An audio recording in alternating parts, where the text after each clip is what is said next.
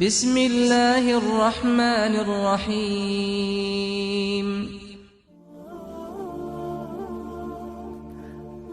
خداوند روز از عزراییل علیه السلام پرسید: آیا تا به حال در وقت جانی کسی را گرفتن گریه کرده ای؟ عزراییل جواب داد: یک بار خندیدم، یک بار گریه کرده ام و یک بار دیگر ترسیده ام.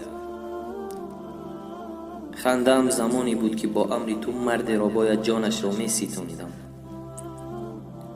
و او را نزد دکان کفش دوزی پیدا کردم که آن مرد به کفش دوز می گفت که کفشم را به گونه بدوز که 1 سال رود، و من به حالش خندیدم و جانش را با امر تو قبض کردم. گریه‌ام زمانی بود که به من دستور دادی تا جان زن را گیرم که در بیابان و تفسان و به آب و درخت بود و هم در حالت زایمان،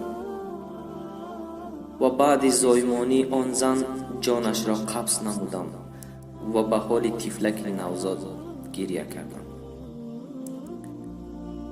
ترسم زمانی بود که جان مرد فقیه و عالم را باید می ستانیدم و هرچند به منزلش نزدیک می شدم نورش بیشتر می گشت، و زمانی که جانش را گرفتم از درخشش چهره اش ترسیدم و وحشت زده گشتم.